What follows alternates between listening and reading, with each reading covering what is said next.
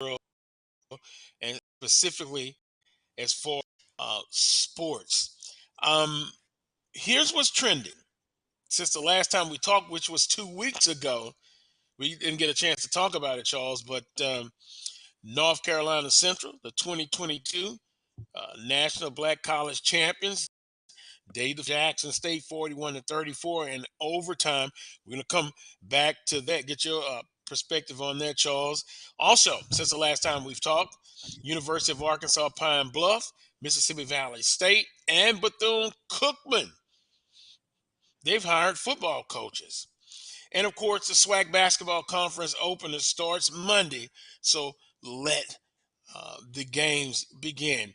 41-34, Jackson State, for the second year in a row, had an outstanding season. Let's just call it the way we see it here.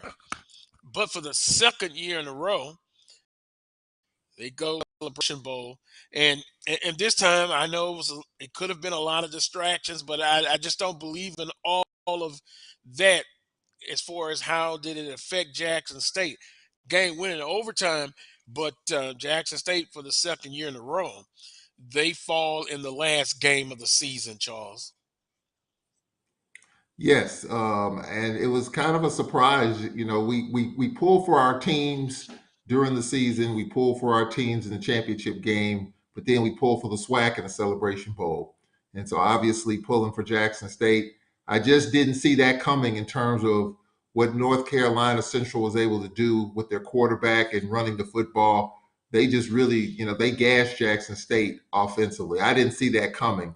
Jackson put up enough points to win the game, but their defense sprung major leaks, and that was the big story. Even though Jackson had a chance to tie it up, their tight end dropped a touchdown in the end zone, but nonetheless, I was really surprised at how Jackson State defensively just didn't quite bring it.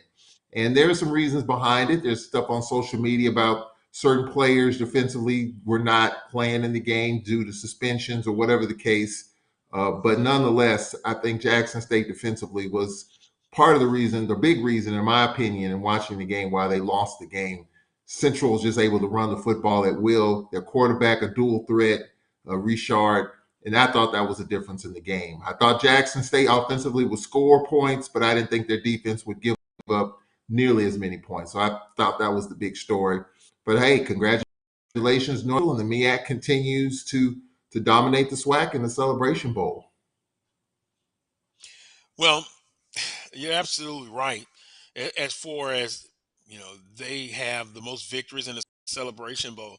But I would look at this North Carolina team, Corey Oliver, who many Southern remember, defensive coordinator at Southern University under Coach Dawson Odoms. For the second year in a row, and I guess I can say this way, Coach Oliver kind of talked about being disrespected the whole week, and basically because Jackson State, whether you like it or not, with their previous coach, social media, they're going to get a lot of the team defeated.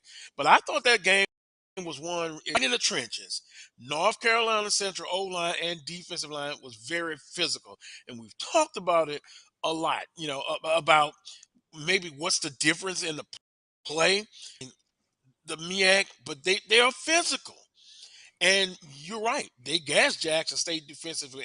And I guess the prognosticators didn't see that coming as far as that has been spectacular all season. That defense being Jackson State University. But North Carolina, whether Jackson State had players out or not, no excuse because they talked about dominating and the next man up. North Carolina Central just, and I mean from the physical point. And then I thought they, coaching wise, they had a great game plan. They cued it, and they went toe to toe with Jackson State University. But you can this football game being won in the trenches, and that's where it's won. And a lot of times we look at the explosive plays, wide receivers, quarterbacks, running. That's part of the football. But when you look at it, Charles, I'd rather a dominant O line and D line at North Carolina Central. Now, some people say they have a couple of weeks to that is an advantage. I understand that point being made, but North Carolina Central, if they're feeling disrespectful, they're going to bring their A game, and they were able to take care of business, 41-34 over North Carolina Central. Charles, speaking of that, I think we did talk about last time TC Taylor, head football coach now at Jackson State, and they're off and running as far as recruiting. They have some players that went in the portal. Now they're coming back. So they're ready to run this 2023 football season. And we kind of talked about maybe too early thoughts with FAMU. They're doing outstanding recruiting, all corn. Morgan State and the MEAC. So you're looking at different teams that are really being successful in the transfer portal. But once again, congratulations to TC Taylor. I'm happy for him, and you always talk about opportunities, and this is an opportunity for TC Taylor. UAPB hires finally a new coach. Mississippi Valley State and Bethune Cookman and Ed Reed. So on social media, Charles, and other places where they're discussing these coaches, the simple question now: are we seeing a trend? And I think we kind of got into it a little bit a couple of weeks ago of hiring high-profile name coaches. I've called it celebrity coaches. Are we going to see this? Is this a trend? Yes, yes. Mhm. The SWAC, just like many conferences, are a copycat conference. And so what happened at Jackson State worked. About all the other stuff surrounding it, but there's no doubt that Ashley Robinson made to hire Deion Sanders. And just think about when he took that program over. Look at what Jackson State was prior to him taking over. You had Tony Hughes, you had James Bell, you had all kinds of coaches there that just couldn't get it done. And Coach Sanders, to many people's surprise, including mine, got it done a lot quicker than what I thought, a lot quicker than a lot of people thought. So you look at that success, and other ADs in this conference and other presidents in this conference want to see the same success. So what do? You try to emulate some of that now, and that's exactly what Bethune-Cookman did. Then you add the fact that Bethune-Cookman has an athletic director who's a former player, and Reggie Theus, albeit he's a basketball coach and he's a basketball person. I think clearly Reggie Theus sees that that's a possibility and an opportunity. You had Ed Reed, Miami, the U as an assistant coach. So he kind of felt what it takes, and I do think some conversations were had, and clearly Bethune-Cookman wants to be in that conversation because right now they're not. They won, 3 games in the last couple of years. And look, why not? Why not roll the dice and take a chance? Look at where you are right now. You have nowhere to go but up. So, yes, it's always a gamble when you hire a coach. Yes, it's a gamble when you're hiring a high profile coach. Yes, it's a gamble when you're hiring a former NFL player, former assistant coach with no head coaching experience. It's a gamble. But it's a gamble that Bethune-Cookman obviously can take the chance on, just like it was a gamble that Ashley Robinson took the chance on. It worked at Jackson State. Hugh Jackson and Grambling, drought. But at Bethune-Cookman, you have nowhere to go but up. So you roll the dice, you say, what the heck? Why not? Why not us? Why not Jackson? Why not Bethune? And I think that's where Cookman is right now on that hire. We'll see how it works out. Their president has said they'll put more resources into athletics. He's come Hmm. out and said that he's going to put more resources into the football program. They sure gonna He need will it. need to. He will need That to. they will show need it. SHOLE. They'll need it, and we'll see a good coaching staff around them. previous coaches that understand the NCAA dynamics. I'm sure he'll do that. I'm sure there are going to be some players that are going to be on that staff too. We talked about this, Carlos. You know, Ed Reed's name popped up at Grambling um, and other places, so it's not like this is a total surprise. His name's been bantied about, so this isn't a total surprise. You look at that program, you look at where it is, you roll the dice, you see what Mhm. happens. If it doesn't work, it doesn't work. But why not? You have a program that's won 3 games in the last 2 years. So why not us? Why not Bethune Cookman? So they're going for it, Carlos. They're swinging for the fences. We'll see what happens. Well, sometimes I was saying what's good for the goose is not good for the gander. And I understand people want to emulate, and they have a right to do so if that's what they choose to do. And in this case, Bethune Cookman has done. I haven't talked to a lot of Bethune Cookman alums, but I usually talk to one in particular. Um, Ed Reed was not his first choice, but since that's the choice that's been made, he's going to back the coach, Coach Ed Reed. I think it's going to be critical to have an outstanding staff. And look, with Jackson State, as much as Coach Sanders with the name recognition, I thought he had an outstanding staff. I've said it. I thought Dennis Thurman was the MVP of that staff defensively.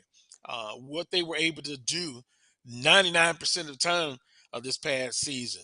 But alumni resources, and I get it, his name recognition.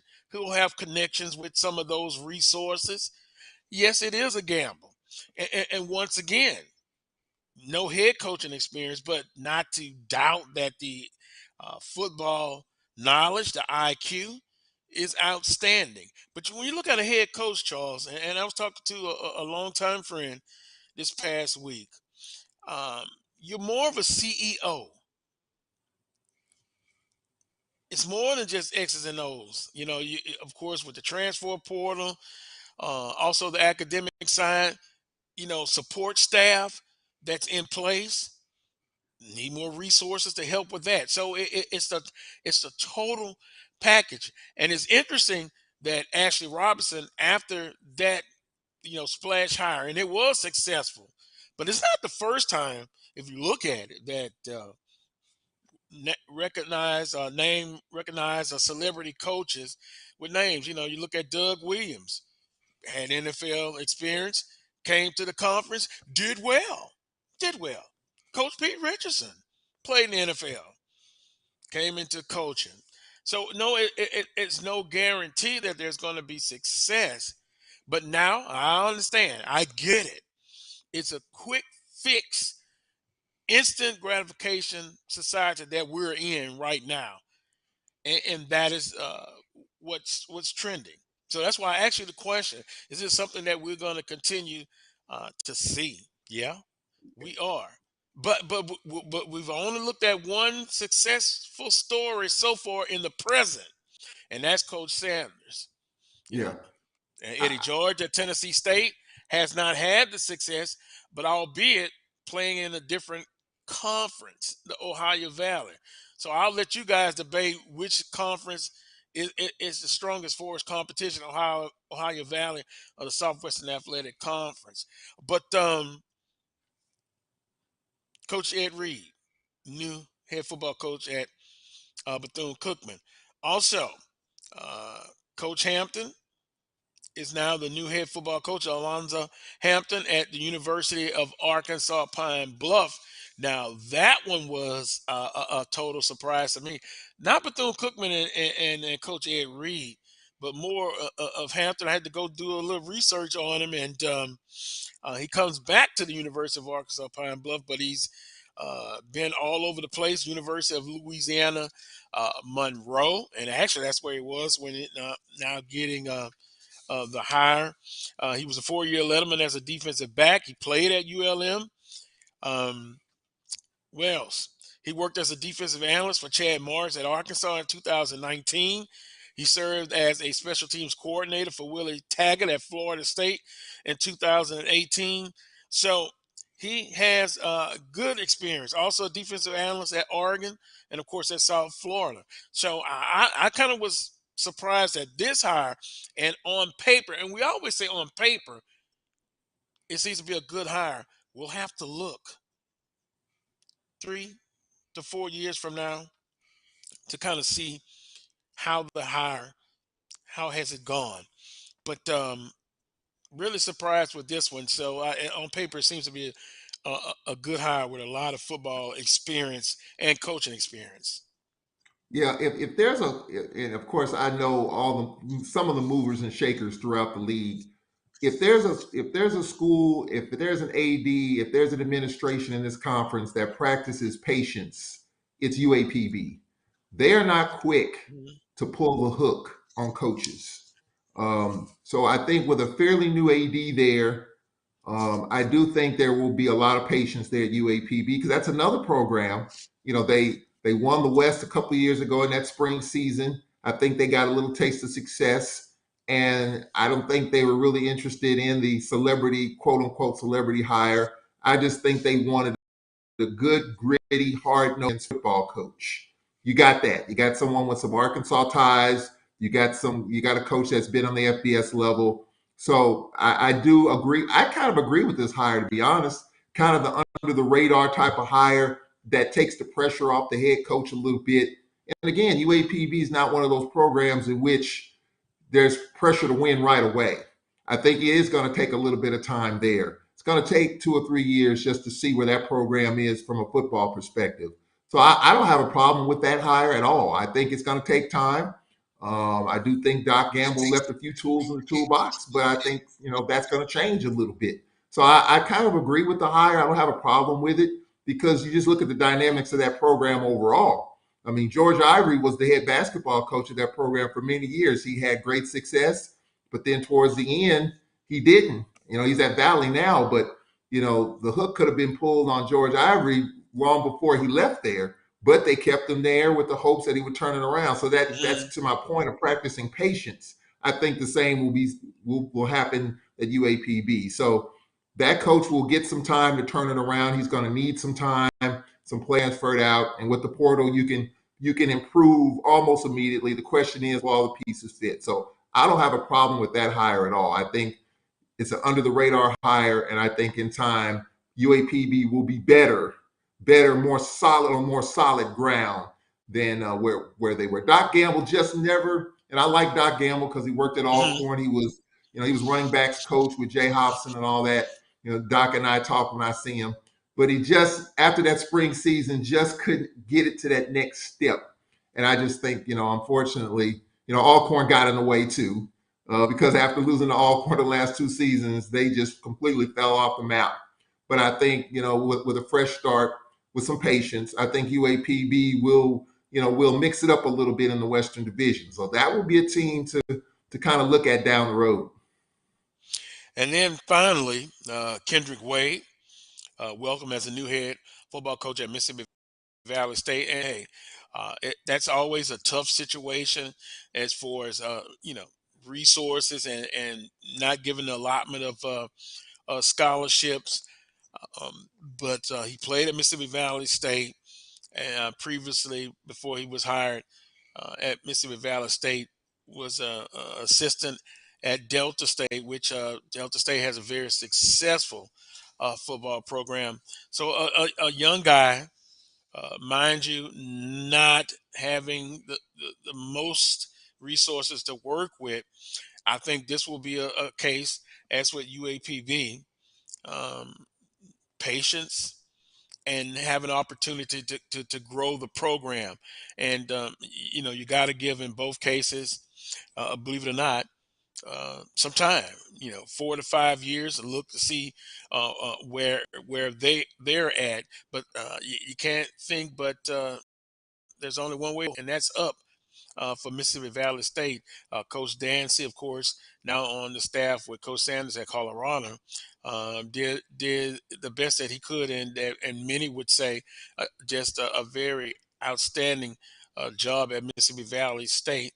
But being, of course, in the Eastern Division with Jackson State and FAMU and Alabama State and Alabama A&M, uh, he'll have his work cut out for him. But we wish again for Coach Hampton, Coach Reed, and Coach Wade much success in their football hires, Charles. Yeah, as far as Valley situation, I would like to just play the what if game. People that I know came to me within the last couple of months, and one guy said Coach Dancy was in trouble. There was going to be a change, and then another guy came to me who was fairly well embedded into that Hmm. situation. Said that what else you going to do but keep more because the team has been playing tough. So I don't know. I mean, obviously when you go from making what you were making to 247. I think that's the salary that was reported at Colorado. You got to take that. There's no question about that. I thought Coach Dancy again a situation where he did the best that he could with what he had. Tried to get the best players considering the circumstance and all that. I think he did the best that he could. They were competitive at the end, but he took an opportunity. So now you got to kind of go back from square one. You have a coach there that's familiar with Mississippi Valley. You have a coach that's familiar with the Delta of Mississippi. You got a great community college system in Mississippi, especially in the Hmm. Delta, that you can pull from, and you have someone that's familiar with all of that. So again, I think that's a fairly good hire. It's a safe hire. Doesn't come with a lot of splash, and a lot of flair. That's probably the way Valley wants it. So again, I think Valley, just like Bethune and UAPB, you got to practice a little patience. You got to give a coach a time to build it, even though the East is FAMU. Then I would say Bama State, number two. With Alabama A&M still trying to figure things out a little bit. So if you can improve that and you mix it up in the East with Valley and Bethune, I think you've improved your program at least from the start, and then the expectations ramp up from there. But I like what Valley. I like the hire again. Someone that's familiar with the Delta, familiar with Hmm. Valley, and I think again, I think if he gets the right amount of pieces in there, you'll be very competitive over a period of time. Just relax, like Aaron Rodgers says, relax, practice some patience, and I think you'll see the results on the other side. Well, patience is not a popular feeling right now in this conference because it seems like talked about it a couple of years ago when FAMU and Bethune Cookman entered the conference. Not that there wasn't pressure already, it amplified the pressure to win now. And you kind of can look at social media. Also, fans, you know, put out their feelings via social media, and now it's instant gratification. They want a championship or be in contention for a championship probably within a couple of years. And in some cases, like you look at Southern University, Coach Dooley, Western Division, albeit had some help in year one. Now I think the pressure is really there. And I think he understands that and he welcomes that challenge. You have student athletes going in the portal left and right. Um, College free agency is the way I term it, is now a part of college football, and Pandora's box has been opened. Look, I understand a lot of players have made a lot of universities, student athletes, a lot of money, and for that they would, they're given free scholarships, tuitions, books, what have you. But now it's a race to get there quickly. And so we see all these dynamics that are interchangeable going on now in college football. So there is tremendous pressure. If you look at Jackson State, the success they had the last couple of years, now TC Taylor, he's one of their own head football coach now. There's going to be pressure there. They're doing well in recruiting, as we can see so far, by the way. The early signing period has come and passed, and now the traditional signing day is fast approaching. You look at Alcorn State from the outside looking in. Alcorn has done some good things recruiting wise in the early signing period. Charles, you may disagree. I understand, but there is pressure there with Coach McNair to do better. So it is pressure. So all of that to say this: patience is a virtue. Me personally, I had to learn to work on being patient. You Yeah. know, it's a thing that you have to work on. And so, with all of that being said, in these fan bases, and man, and they let you know through social media, you don't have the traditional grace period. That's gone. And we look at some of our other peers out of conference, the same thing. You got to win now, and you got to win quickly. So, thus is the state of college athletics: win and win now.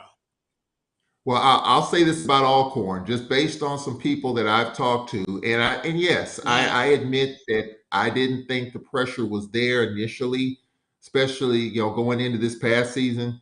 But based on the 18 that we signed in the early signing period, including a dual threat quarterback and some of the skill receivers that we signed in the early signing period, based on just some conversations and some intel that I'm getting, there the pressure is ramped up quite a bit now.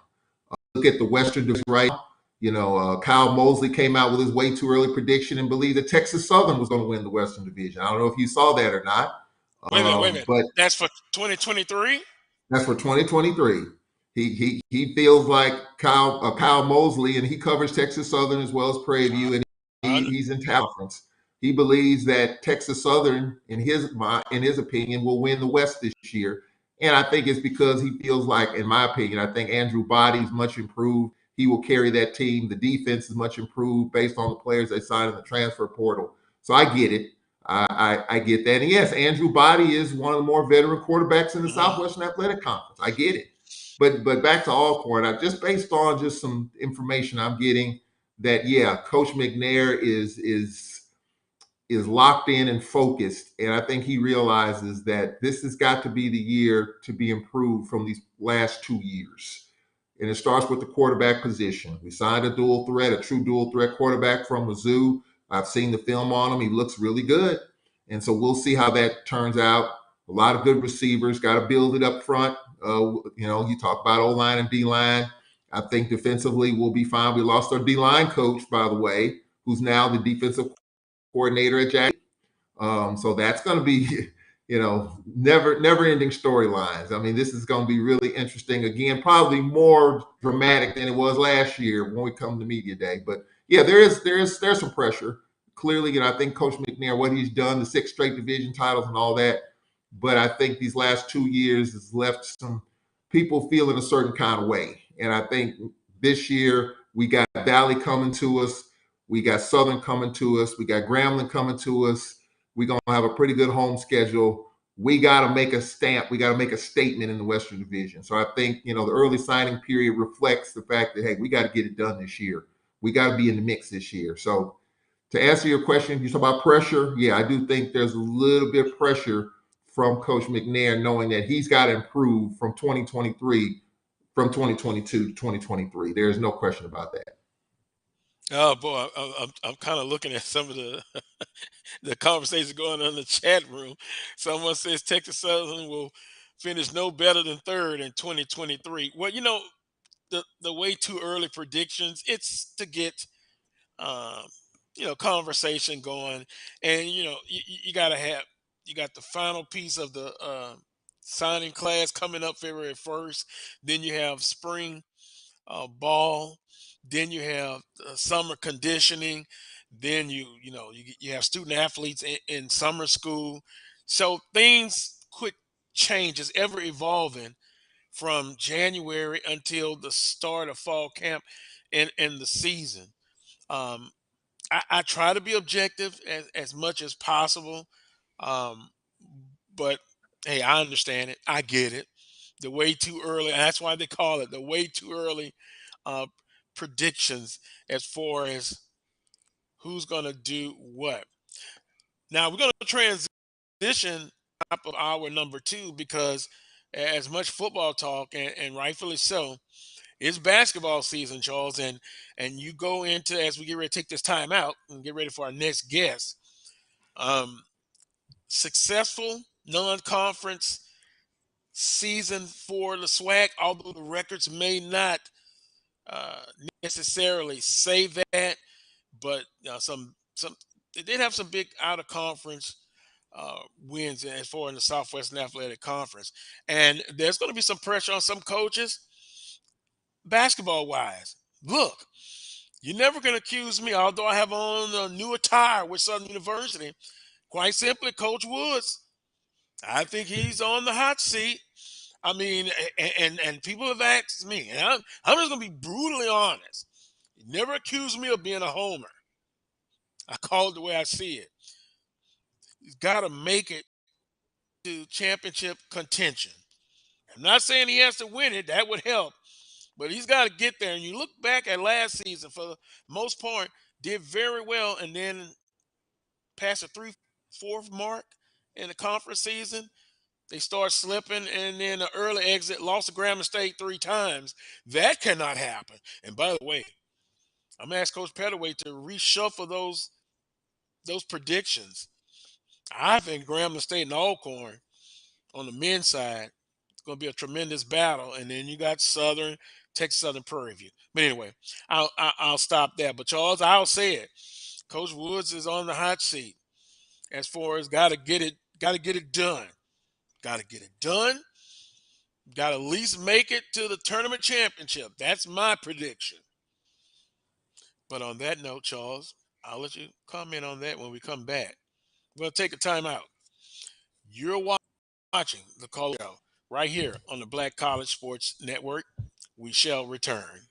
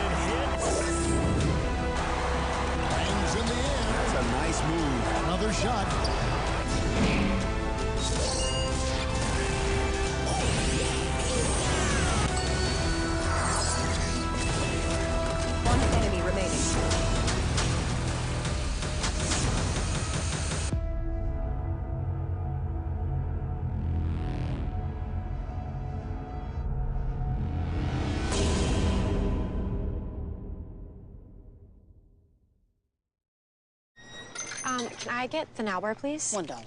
Have a good one. Got it. Hey, what's going on? Hey. Let me get a now bar. Sure. $1. Appreciate you. Got it.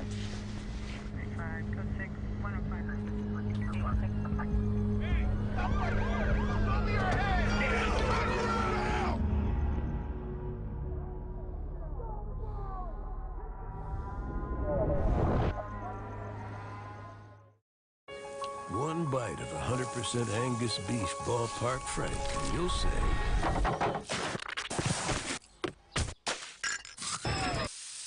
hello, summer. Oh yeah, it's ballpark season. This is the Dean of the College of HBCU Sports, Kenyatta Cavill of Dr. Cavill's Inside the HBCU Sports Lab with Mike Washington and Charles Bishop. Come mix it up in the lab where the course lecture is in session every Tuesday from 6 o'clock p.m. Central Standard Time on Facebook Live, YouTube Spreaker, or the BCSN app, as we discuss all things about the HBCU sports culture, including exploring the week that was in the sporting HBCU diaspora, as well as the upcoming week of HBCU sports. With me, the Dean, the College of HBCU Sports, on Dr. Cavill's Inside the HBCU Sports Lab with Mike Washington and Charles Bishop. Course lecture dismissed.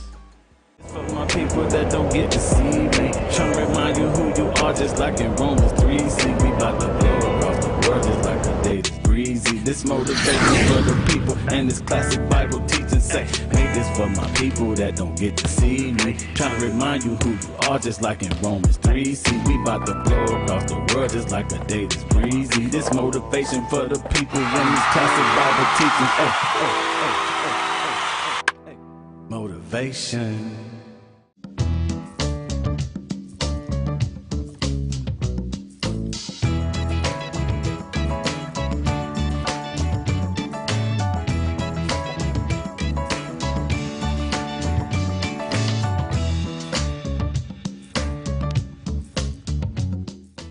The Cuvée Group is a Florida-based marketing and training consulting firm. We help businesses communicate to their target audience and engage them in conversation. We also help to expand their audiences, which will ultimately result in growth for those organizations. In addition to being a certified constant contact specialist, my colleagues and I are also certified in John Maxwell Leadership Principles. We use these proven principles to conduct workshops, training, and private coaching sessions for individuals and companies looking to take things to the next level. Contact us to schedule a free consultation. Issues today, don't delay, call Cuvée.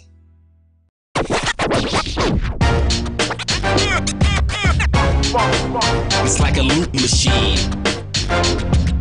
All around town, people trying to get down.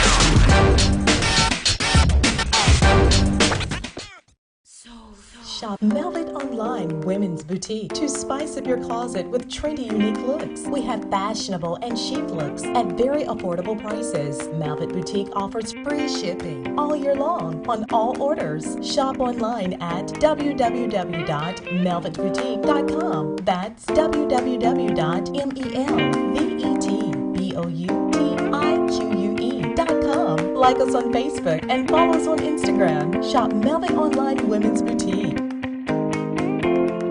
This is Brian Fulford. AD Drew and I are co-hosts of the BCSN Sports Wrap. We talk about all things related to HBCU athletics. From the games, teams, coaches, and fan interest stories, we cover it all. You can find our shows on Facebook at BCSN Sports Wrap, YouTube at MyJBN Online, and everywhere you listen to podcasts like Anchor, Spotify, Google, and Apple Podcasts. You can also find the show on the Jericho Broadcast Network's app.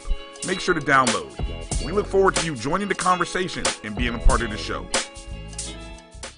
Time to call a credit repair company to fix my credit. Hold the phone, man. You can do it yourself with Credit Versio. That's way too hard. Call the credit repair company. Most credit repair companies only work on 1 or 2 accounts at a time, making it slow and expensive. You won't figure that out for months. Ignore him. Credit Versio's brilliant software scans all 3 credit bureaus, finds the accounts that are hurting your score, and guides you through the entire process. Anyone can do it. Let's fast forward and see the results.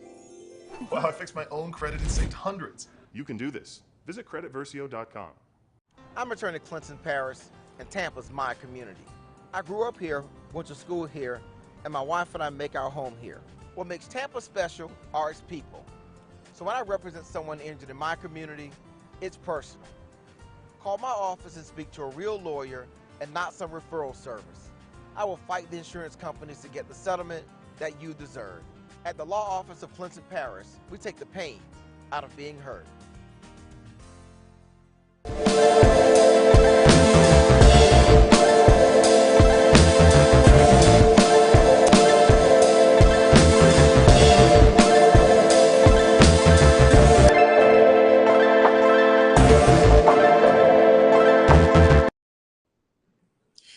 Welcome back to this week's edition of the Coles Brown Show.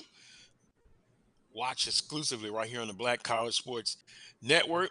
Coles Brown, Charles Edmond, and we're going to be joined by Braxton Blackwell. He's a student athlete for Southern University, long snapper specialist, and I always say specialist. And if I'm not mistaken, awarded after the season, second team, I believe. Maybe first, but I know he was on the all SWAC football team. Braxton, good morning to you, sir. Welcome back to the Coles Brown Show. Good morning to y'all too, man. How are y'all doing today, man? Good morning. Well, good morning. I'm doing fine. And, the last time we talked, it was basically before the season. And so now you've completed the first year at Southern University. Kind of want to reflect back on it. How was that season for you personally? Me personally, it was a really good season in my opinion. We didn't finish how we wanted. We wanted to, of course, win the Celebration Bowl, get to the Celebration Bowl, win the SWAC championship. We didn't get it there. But that really just builds us and lets us grow better. But reflecting on the season, I felt like it was a good season, and I'm looking forward to next year. So In a season, I know for us a team wise, you have some adversity, some ups and downs. Did you experience that as far as a member of Southern University, as far as uh, some adversity? yeah, I did. The adversity really was like whenever I think what the really bummer was whenever we lost Texas Southern. Like we kind of felt like as a team we shouldn't have lost that game, and then that's when we realized that we had to step our game up. So I feel like Texas Southern was really a slap to the face and made us just keep our head up. And that was the adversity that we were going through because we know like just how we played that we should have never lost to them. That's just the mindset we had. But nah, that's really the adversity we had. And with me, I mean, I had a little bit, but like I just kept, I guess, keeping my head right and just keep going and going. So that I really just kept going, don't stop. Now we've talked on and off, and I want to bring up this point because you got there literally right before fall camp. So now you'll have an opportunity to go through a spring, and then of course a traditional fall camp.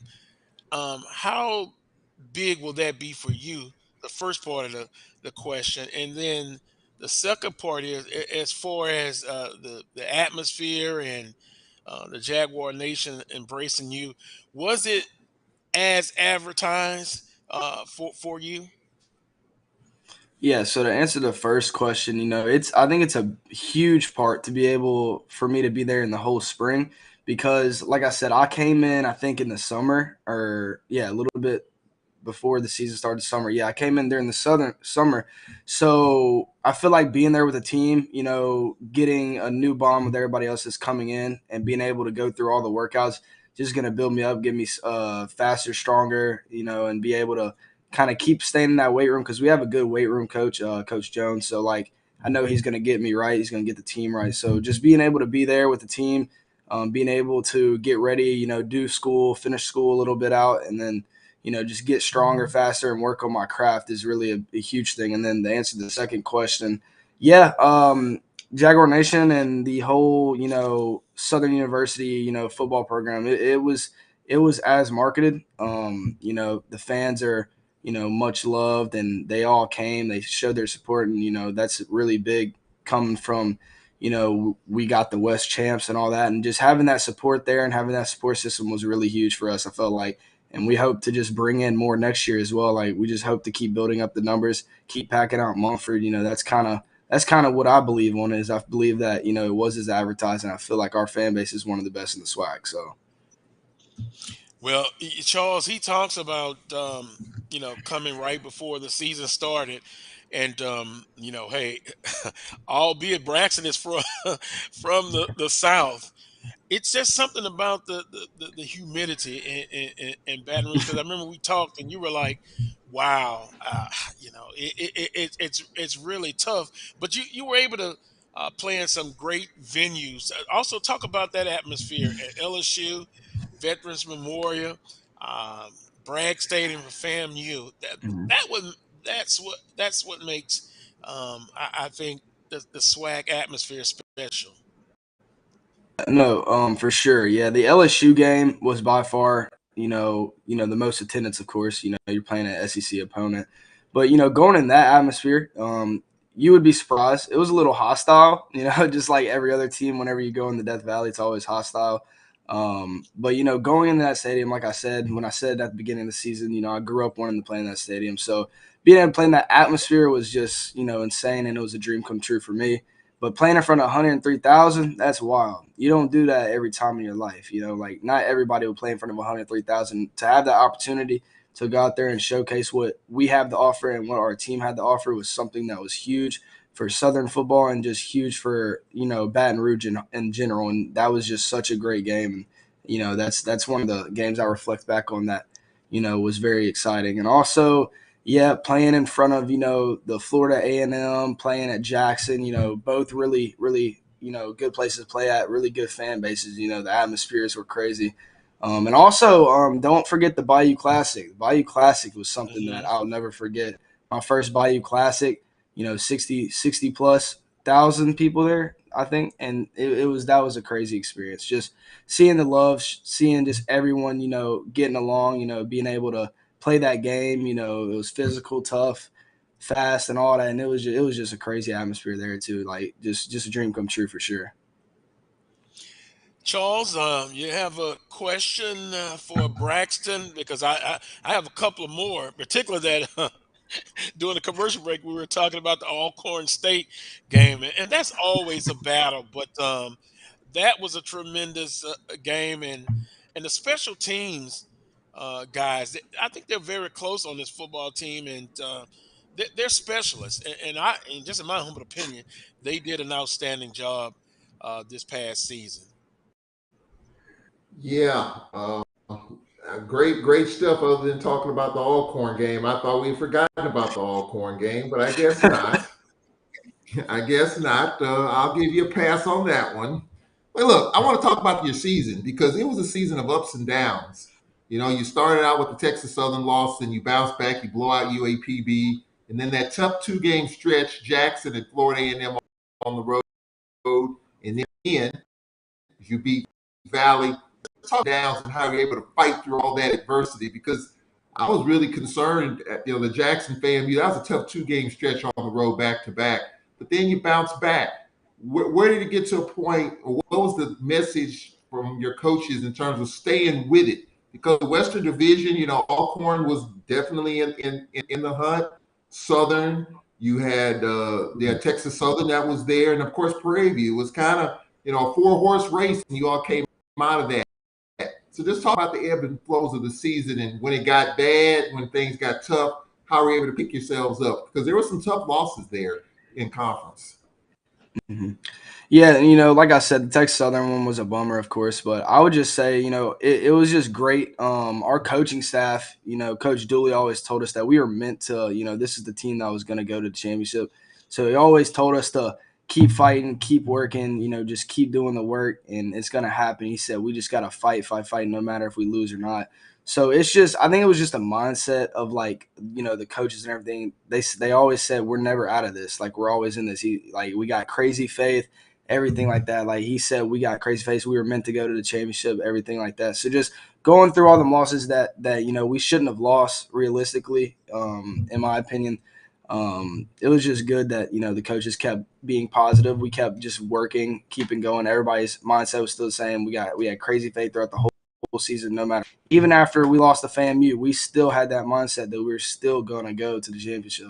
We knew that Prairie View was going to drop. We knew that Valley was going to win. Like, we all knew that. So we just had that mindset going into it, and we was just preparing for that championship. And we were just prepared to be ready. So that's just kind of how we dealt with the adversity as a team, is we just stayed focused, stayed working, and just kept going. What was the speech from Coach Dooley to your team after losing to Jackson State in the championship and trying to, keep that fire in your belly to get to that next level? What was the speech to Coach Dooley after that Jackson loss? Because you spotted them too many points early, obviously. You all kept fighting and battling and had a shot there in the second half, but just, Jackson got out of the gates too fast, and we all know how that happened. But what was the speech from Coach Dooley to your team to keep that fire burning to get ready for the 2023 season? All I'm going to say is he said, we'll be back. We'll be back. Trust it. We'll be back, and this time it's going to be on the other side. We're gonna be having the championship, and then we're going to go to the celebration when we're going to win. That was his mindset. Well, Braxton, Charles, I bet you a lot of Southern fans can't wait for that. And now that the season is over with, kind of walk us through what most student athletes are, doing this time. I know it's a rest somewhat, but we know football is all year situation, both mentally and physically. what is the mindset now of what needs to take place or what's going to take place for you and your teammates? Yeah, I think just taking place. When everybody comes in the spring, I feel like we just got to get in that weight room. That's the main thing is just getting stronger, faster, tougher. That's always the main thing with spring. That's why you get there. You get there early. You get ready. You hit them weights all through the spring, all through the summer. You do the spring that kind of helps you get the playbook, everything like that, and just be able to build, the chemistry with your new teammates and old teammates to be getting ready for the fall season. So I feel like that's a big thing for our team. I think that's going to be the main thing that's really good is just getting into the weight room and just, go through them spring practices and get ready for the season. That's what I take about that. So. And Braxton, the transfer portal now, it's I term it free agency is now in college athletics. As far as you know, players or teammates leaving and coming, do you guys get a chance to kind of talk about that, about the transfer portal, and how can you guys help, trying to recruit or help with recruiting new players? Not really. I think the coaches do a really good job at the recruiting part. But see, just when I see like this is just what I do is like whenever I see like guys getting offered, I always just shoot them a DM because I want to be the that just what like thanks like just basically gives them appreciation for putting in their hard work and getting that offer. So like I just really just reach out to them and tell them, hey, Southern's the place to come. You know, we got a family here, great culture, got a winning tradition with Coach Dooley being a head coach. Like it's just a great place to be right now. So I would say any commit or anybody that has an offer to Southern, I would say go ahead and come here now and get on the train and get ready because we're going to be back in the championship this year. So I mean, there's no questions asked. Southern's the place to be right now. And with Coach Dooley and the staff, I mean, we see one angle of them, one perspective, but you guys are more, you see different things. Coach Dooley and the staff, what has impressed you about them after being there now for a half a year, a semester? Just being able to, keep going. Coach Dooley's a very, very smart man. And then our defense coordinator also, I felt like defense was amazing all year as well. Defense was a big part. And then Coach Graves, all the special team stuff we ran, the fakes we ran, stuff like that. I felt like the whole coaching staff as a whole did a phenomenal job. And I feel like it's just going to grow on to next year. And I just feel like the coaching staff is great. I love every single body on the coaching staff. So, I mean, everybody did their part.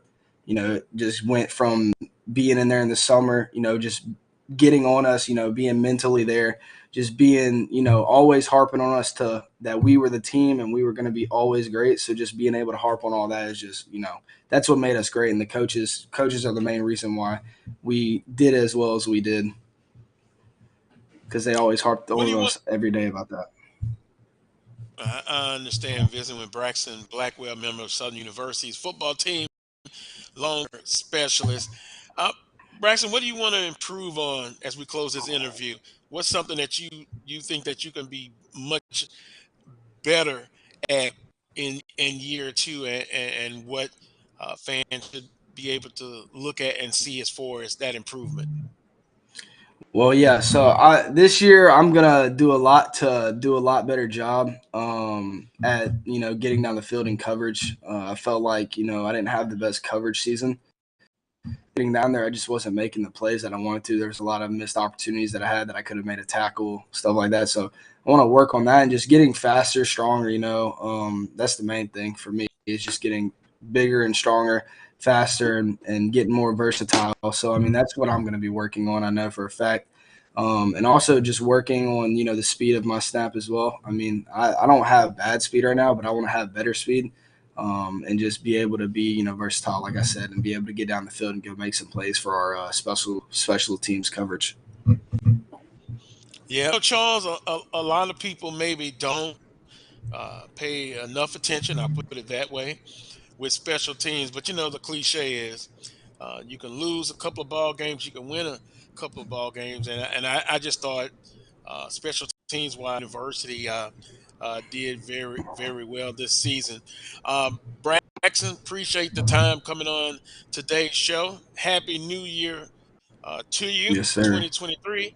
I hope it's the best for not only you, your family, but also a Southern University, and to achieve that goal to get to Atlanta. If that happens, my goodness, I know of one happy person. I may just party the whole time. I may just stay in Atlanta for a week. But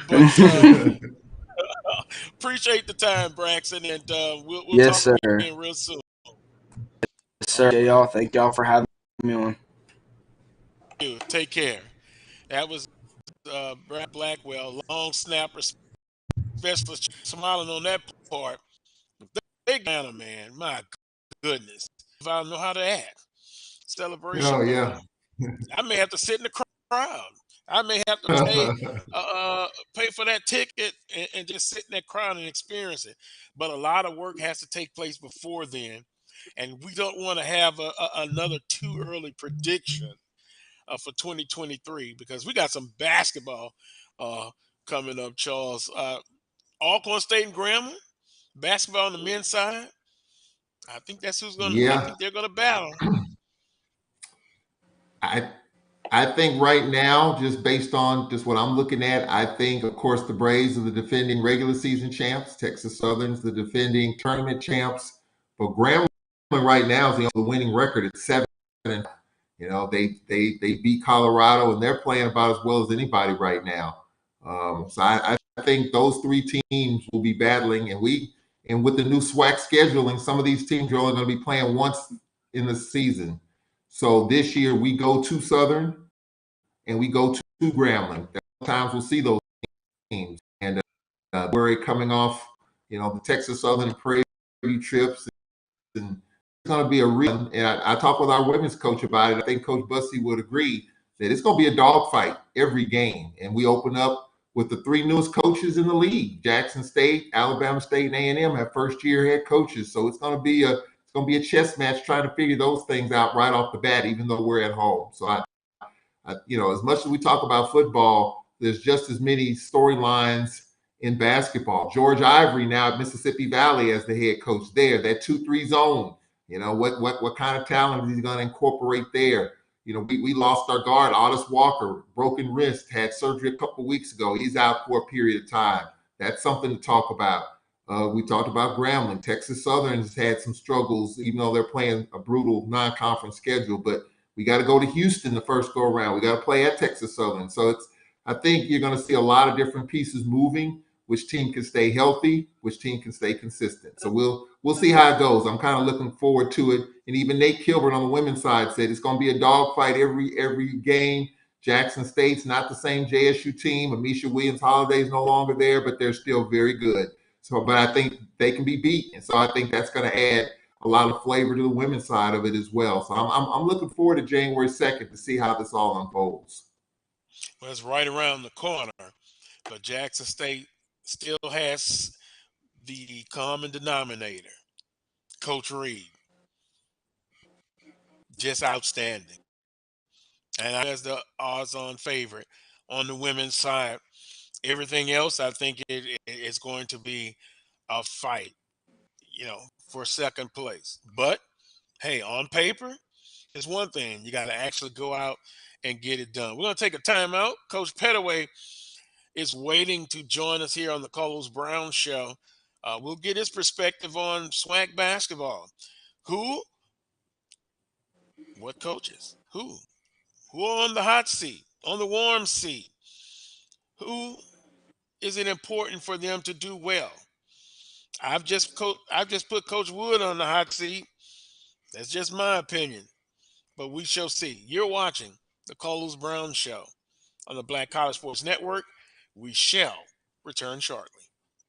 Maureen is saving big holiday shopping at Amazon, so now she's free to become Maureen the Merrier. Food is her love language, and she really loves her grandson. Like really loves. It's never too early to plant the seed, to share the tradition, and instill a sense of pride in your HBCU with your little ones. HBCU Pride and Joy Children's Boutique helps you share your school spirit with a wide selection of adorable kids apparel and accessories officially licensed from your favorite HBCU. Visit hbcupridejoy.com and follow us on all social media at HBCU Pride Joy on Facebook and Twitter.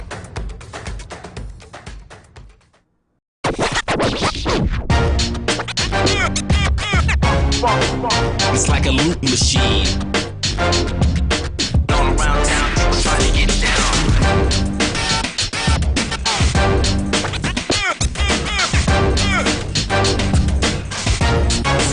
It's like a loop machine.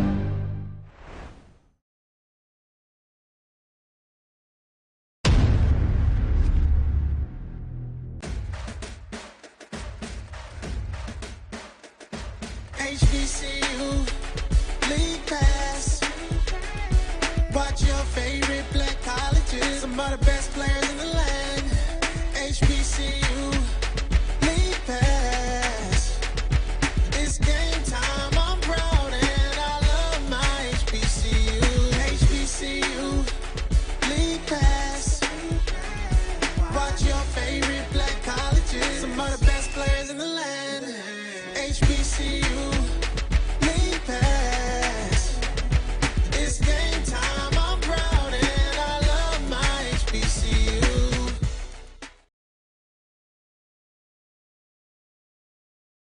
Let's get back to getting ticks instead of watching flicks. Before we can safely get out there, we need the facts on COVID-19 vaccines. Visit getvaccineanswers.org so you can make an informed decision for yourself and for your crew. Nope. Nope. Come on, him. Ooh, I like him.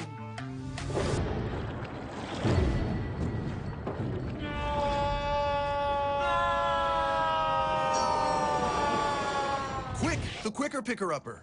Bounty picks up messes quicker, and each sheet is 2 times more absorbent so you can use less. He's an 8. He's a 9. Bounty, the quicker picker-upper. If you think all pads are exactly the same, think again. This is Always Ultra Thins reinvented with the Always Triple Protection System. This pad wicks gushes 90% faster, absorbs even more so you can feel dry, and locks odors in. Rethink your pad for up to 100% leak-free and odor-free comfort with the totally reinvented Always Ultra Thins. This is always like never before.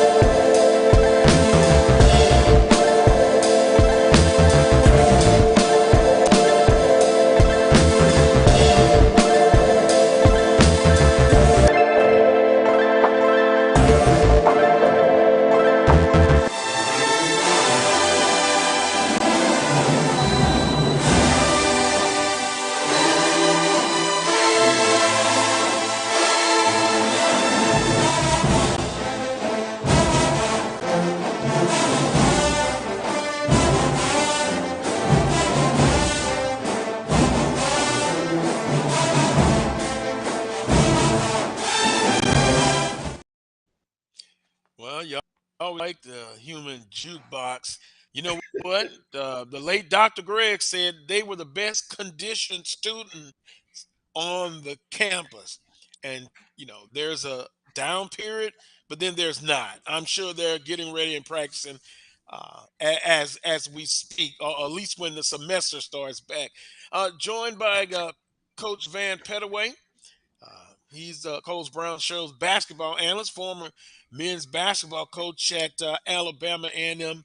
Coach, good afternoon. Happy holidays. Happy Kwanzaa to you, sir. Good afternoon. I'm happy to be here, and I hope everybody had a joyous and prosperous Christmas. Well, Coach, you were messing with me because I kind of put Coach Woods on the hot seat um, with Southern University. Conference openers is about to start January the 2nd. We've talked a lot of football, but now it's time to talk some basketball.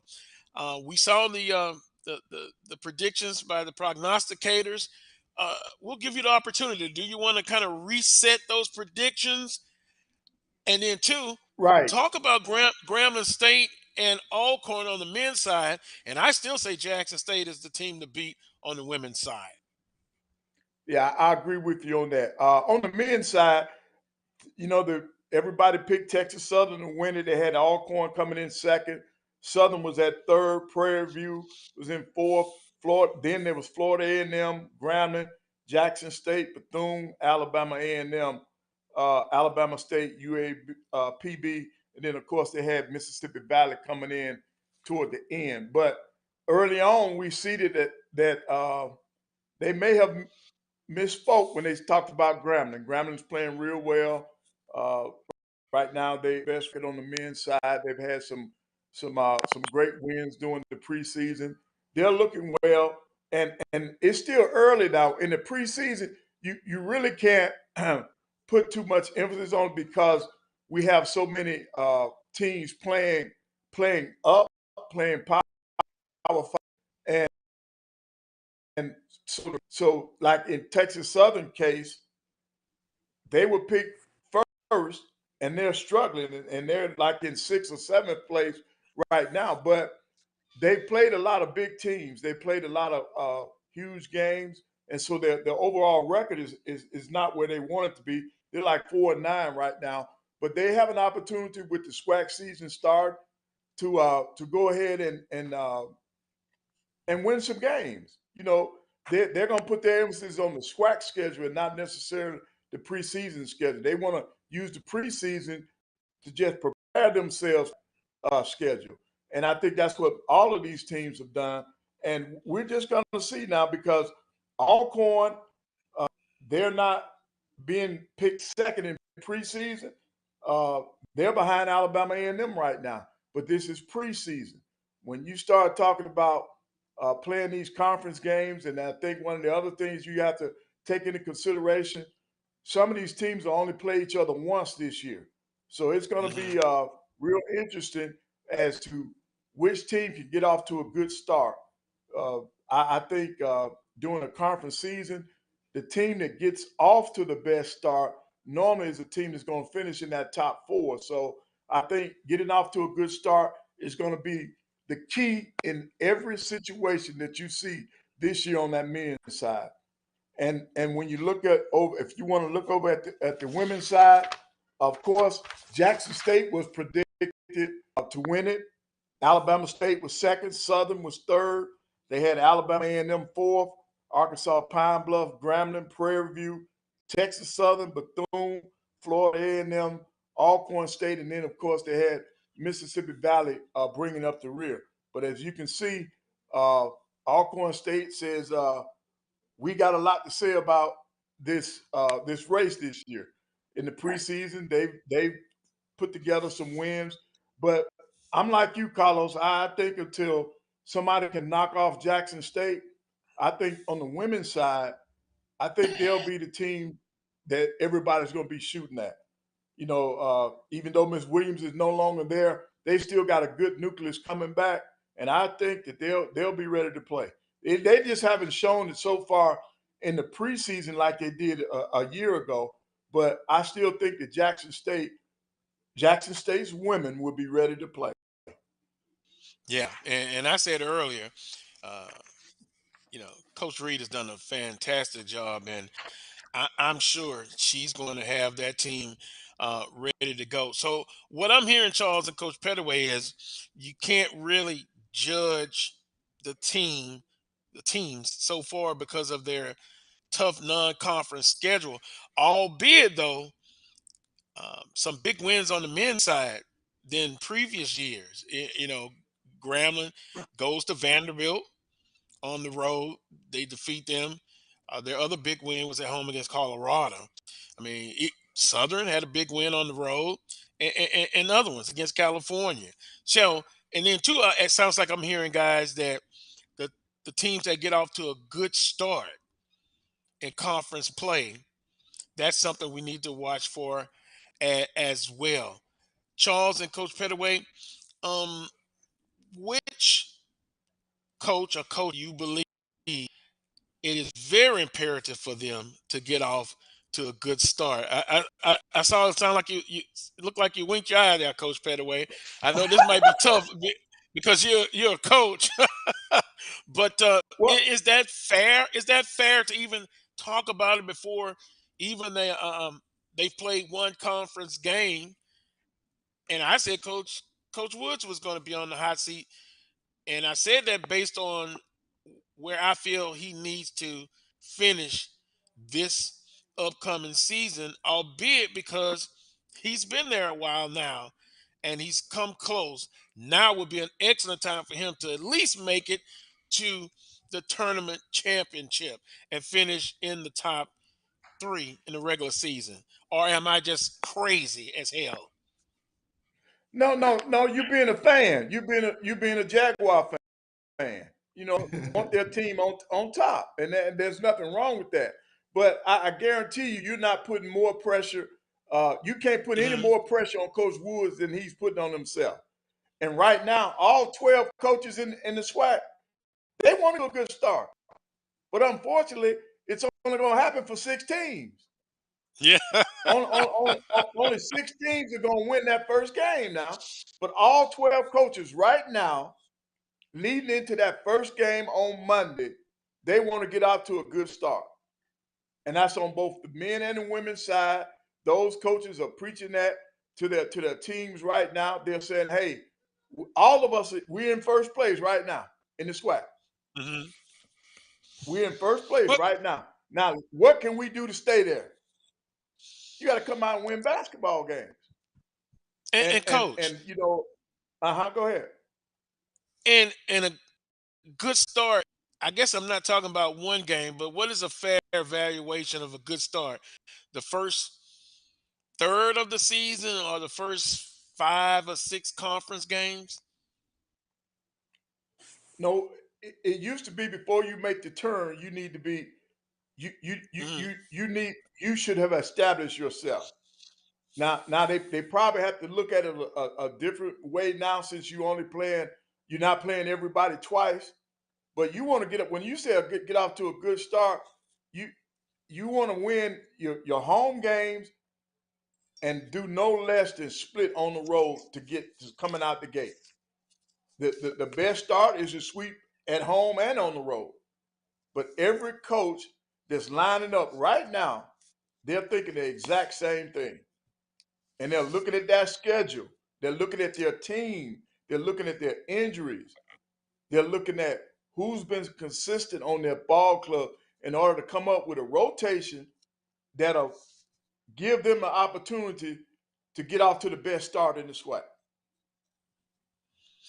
Yeah. And Charles, we talked about two weeks ago, and I still getting conversations and discussions about that. Then, with that being said, guys, how important is it to you remember 2 weeks ago we talked about balancing that non-conference schedule? Because I think, and you tell me if I'm wrong, I think if you kind of balance that, and what I mean by balance, not playing 10 or 12 games on the road, but maybe I think we came up with the discussion of maybe 4 to 5. Doesn't that give your teams a better chance to be successful coming into conference play, Charles? Yeah, I think so, and I think an example of that is our team. Nate Kilbert has gone on the record and as saying when it comes to his schedule, he doesn't want to have all those games on the road. We played Southeast Louisiana at home. We played Central Arkansas at home. We played UNO at home, and those are winnable games. Now he understands that you got to go out and step up and play the Colorados and the Baylors. We did that last year, and so he understands that. But he's going to get some winnable games at home. And in our conference, I think based on our location, there are enough of those games to go around the Central Arkansas of the world and some of the other teams that you can play in the league to help balance that out. And even a home and home. There's no money exchanging hands when you do that, though. It's a home and home. Your guarantee is you packing your arena. That's your guarantee. If only a handful of fans show up, then you see what happens. And that was on social media the other day, Carlos. Alabama State had a home game, and they had a picture of just the sprinkling of fans that was there, and like people were very in the turnout. And of course, the comments were, "School is out. There's a lot going on in the community. It's the holidays, all that." But I think when it comes to a schedule, you have to balance it out. But again, if your ads and Wheeler Brown talked about it a couple of weeks ago, if your charge is to bring in $500,000, that's for the men's side, then you got to figure it out how to do that. You got to be creative in terms of how you're going to play your schedule. But I want to ask Coach Pettaway a question about that too, by the way. When you're evaluated as a coach, and it's probably the same now than it was when you were coaching, when your AD evaluates your program, how much goes into the non-conference schedule? Knowing your AD is telling you got to bring in $600,000, and you know what's probably going to happen in the win-loss column. When you're evaluated overall, does the non-conference schedule go into that evaluation at all? I mean, you look up your 1-10 going into conference overall record, even though you did well in conference. Does your non-conference record go into an evaluation of a coach? And was that the case for you? Well, in my experiences, the overall record of it, they say we only going to look at the conference schedule, but that's not true. Yes. Coming out the gate, they'll say that. They'll say that for the public. But when you get in there one-on-one, they evaluate your entire work. So in other words, your entire schedule. And see, when it comes to scheduling, what people need to understand, you got to think about the mental status of your players, man. You cannot put those guys out there and let them get their brains beat out during the non-conference schedule and then turn around and expect them to win in the conference. The only way that's going to happen, you better have a veteran team. Because if you got young players on that team, losing hurts, man. Losing gets into those kids' minds, and they will not be able to pull themselves out of it. They can have a good team, a team that can win in conference, but because mentally they're out of it because of the non-conference schedule, you're not going to get anything out of those kids, man. So that's why the balance needs to be there. You got to schedule some games those kids feel comfortable with. Those kids can win. They need to win this. They need to know how it feels to win a game. You can't expect them. You got some rare cases. Yeah, we've seen it in the SWAC before, where those were veteran teams where they went out and sacrificed their non-conference schedule, played all those games, then they turn around and were able to win the SWAC. But that's few and far between if you do not have a veteran team. For a portal, you might be able to do it a little bit more because you're getting experienced players. But if you coming in there with some high school kids and not very many returning players on your team, man, that's tough that's the mental aspect is something that I don't think these ADs are taking into consideration. Because as human beings, you got to have something positive, man, in order to build on. And you're not going to have a positive outcome when you're selling all the games and those kids are getting slaughtered every time they hit the floor. And Coach, that's kind of why I look at maybe peer school games. Like for instance, Southern went to Southeastern. Wouldn't you consider that kind of a Right. That's a equal winnable game. and lost by 20, by the way, although it was close at first.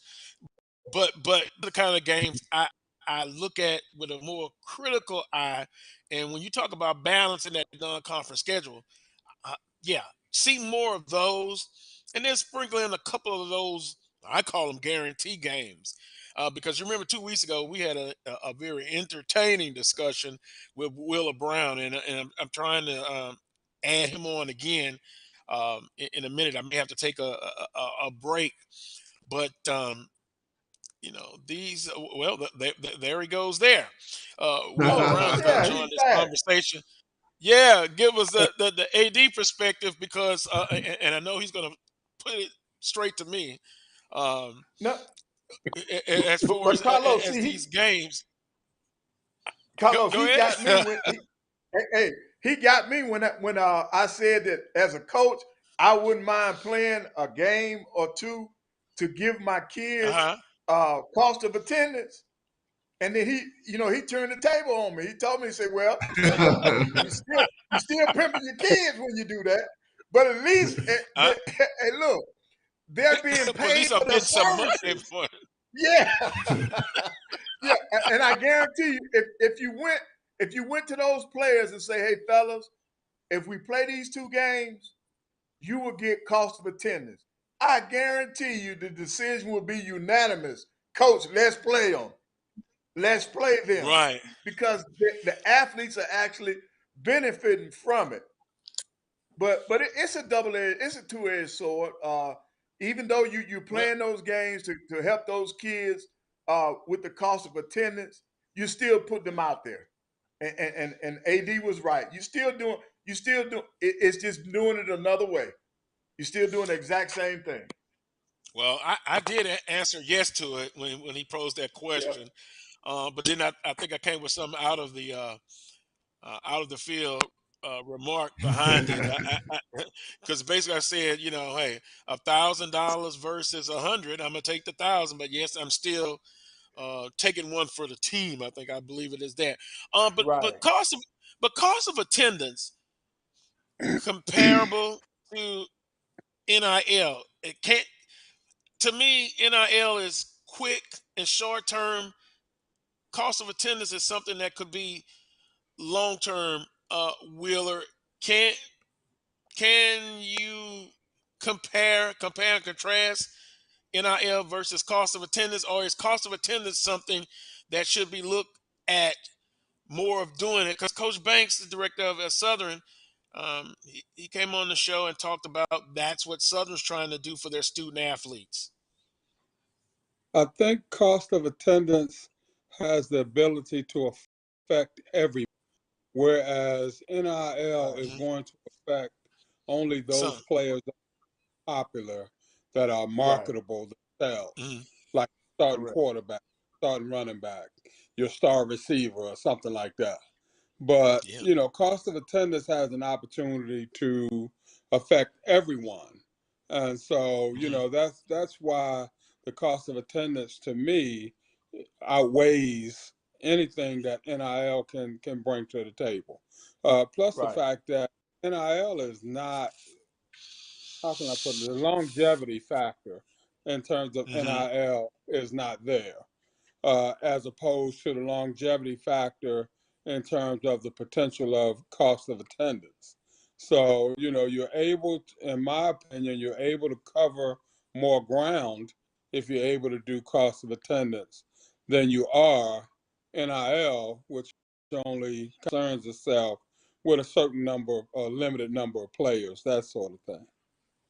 Yeah, because that's interesting because you mentioned quarterbacks and they're getting those deals, their name recognition, but without those big guys up front. Yeah, I mean I that mean, what about that goes, O linemen, D linemen? and these guys are Uh, only human. These guys are only human. And at what mhm. point in time does that doubt or whatever, jealousy or whatever it is you want to Yep. call it, kind of creep in? Here my jersey's getting dirty, and I'm keeping folk up off this guy, and he ain't even buy me a burger last week. So maybe I need to slip and fall on one to kind of who's in charge, who's actually in charge up here, and maybe he'll start to share the wealth, or what is saying the Godfather, wet my beak. Maybe he'll a little bit. So it's something that kids, kids nowadays, they think about those things. Yeah. So I mean, it's something to be thought about. That's for sure.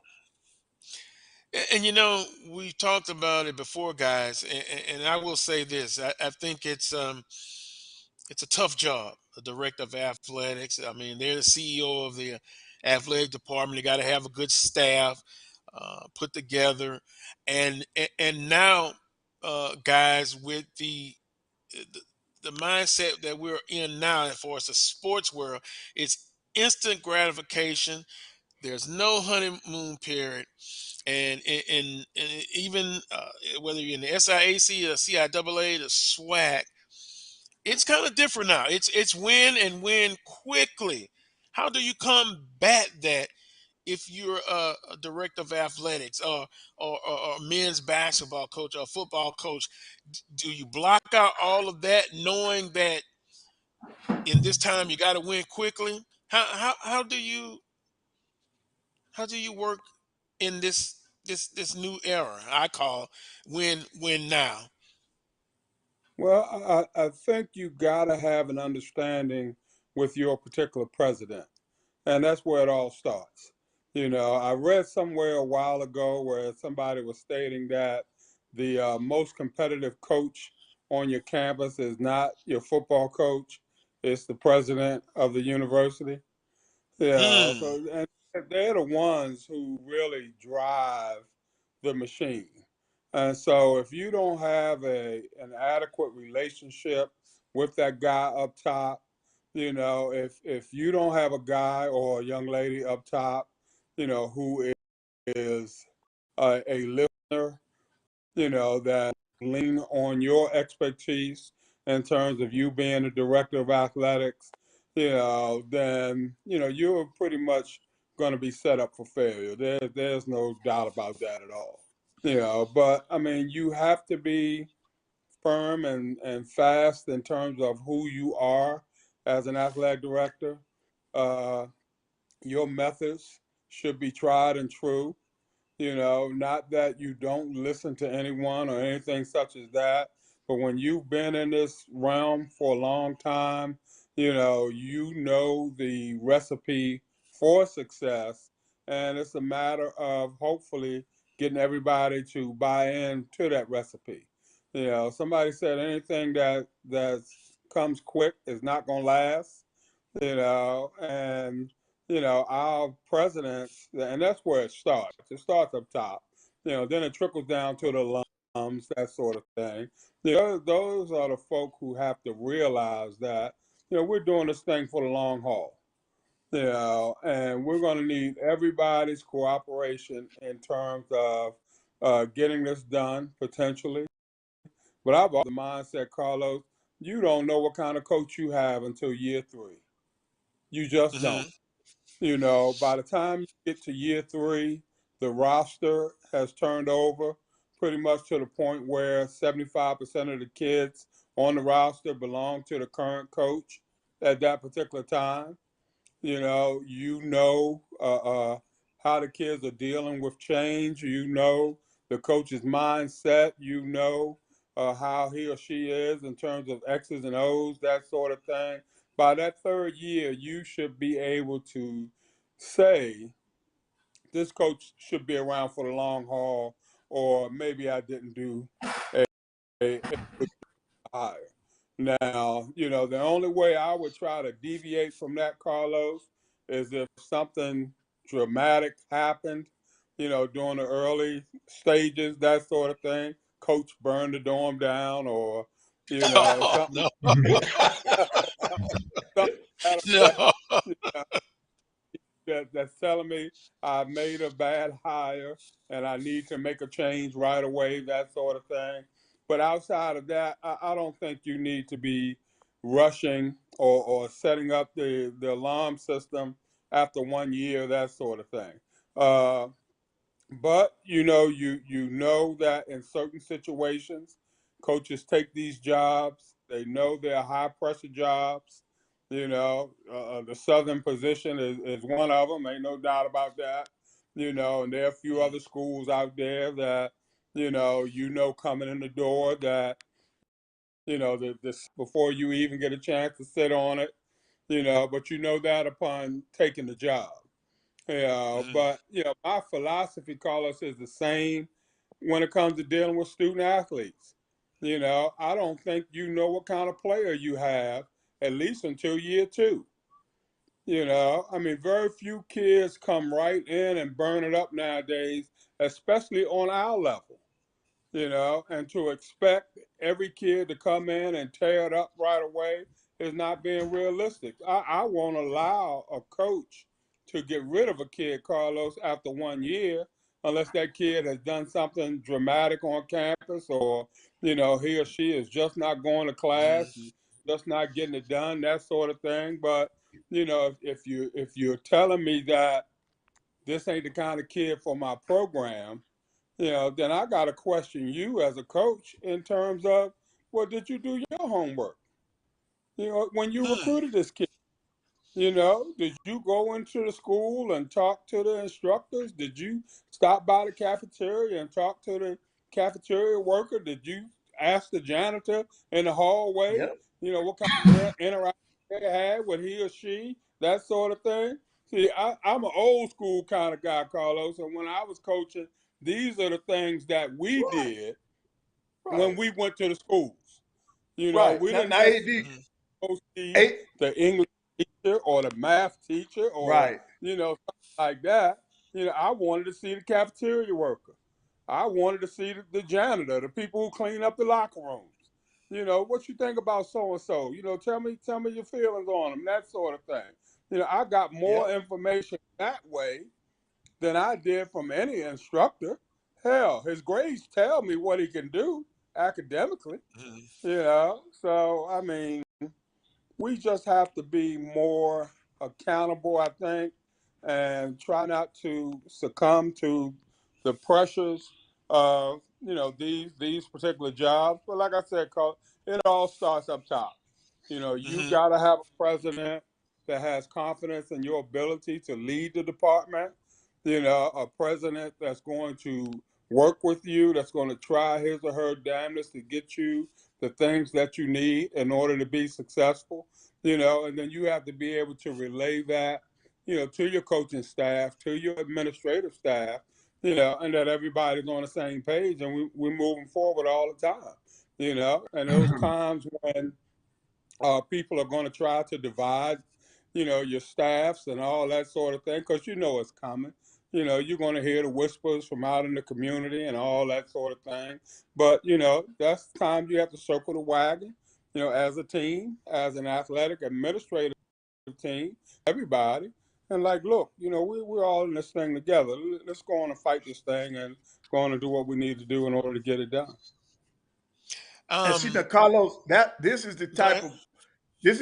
of athletic director a coach would want to work for, because the things that he's talking about. Now, the only person that I think he missed, I would have been talking to the students. I like going around campus asking the students what they think about that athlete. How is he? How does he interact with you all as students? But he's right, man. You gotta do your homework. And I guess I'm still old school, because if I recruit right now, character is going to be a big part of it, and I want to find out from somebody else. The coach is going to sell you he's a used car salesman. He's going to tell you that's the greatest kid out there, because he's looking to make himself or herself look good by getting their kids a scholarship.